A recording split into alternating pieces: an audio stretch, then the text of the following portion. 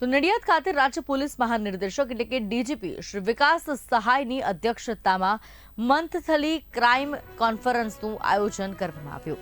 આયોજન સફળતાપૂર્વક સમાપન થયું. એપ્રિલ 2025 દરમિયાન ગુજરાત રાજ્યની ક્રાઇમ સ્થિતિની સમીક્ષા કરવામાં આવી હતી, જેમાં અનેક મહત્વના મુદ્દાઓ ઉપસ્થિત કરાયા હતા. ડીજીપી વિકાસ સહાયે જણાવ્યું હતું કે રાજ્યમાં 772 તેરા તુચકો અર્પણ કાર્યક્રમ હેઠળ કુલ ₹25 કરોડના મુદ્દામાલ નાગરિકોને પરત કરાયા છે.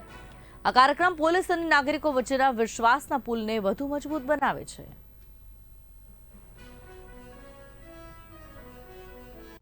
આજરોજ ખેડા પોલીસ અધિક્ષકની કચેરીમાં રાજ્ય સ્તરની એક ક્રાઇમ કોન્ફરન્સનું આયોજન કરવામાં આવી હતી.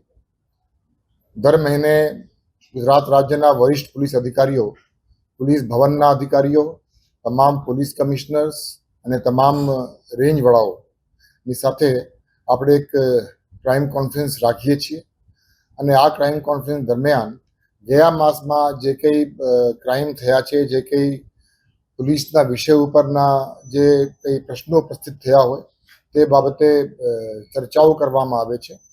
એટલે આજની ક્રાઇમ કોન્ફરન્સમાં પણ તમામ અધિકારીઓ હાજર રહ્યા હતા અને ગયા માસમાં જે ક્રાઇમ બન્યા છે અને જે કે પ્રશ્નો ઉપસ્થિત થયા છે તે અંગેની ચર્ચાઓ કરવામાં આવી.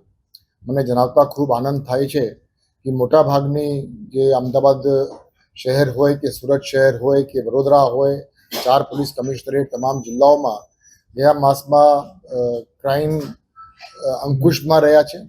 ક્રાઇમના ફિગર ઉપર હું જવા માંગતો નથી, કેમ કે અમે લોકો બધા એમ માનીએ છીએ કે પોલીસની કામગીરીની જે વ્યવસ્થાઓ છે, પોલીસની કામગીરી કરવાની જે શૈલી છે, જે કાર્ય પદ્ધતિ છે, એ બધું વ્યવસ્થિત કઈ રીતે થાય, એ બધું સુદૃઢ કઈ રીતે થાય અને કઈ રીતે વધુ અસરકારક, પરિણામલક્ષી અને પ્રજાલક્ષી કામગીરી ગુજરાત પોલીસ તરફથી થાય એ અંગે વધારે ચર્ચાઓ કરવામાં આવે છે.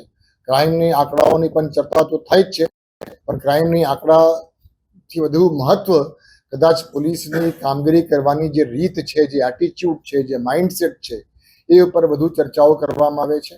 અને જે વ્યવસ્થાઓ કઈ રીતે વધુ સુદૃઢ બનાવીએ તે અંગે વિચાર વિમર્શનું આપણે કરતા હોઈએ છીએ.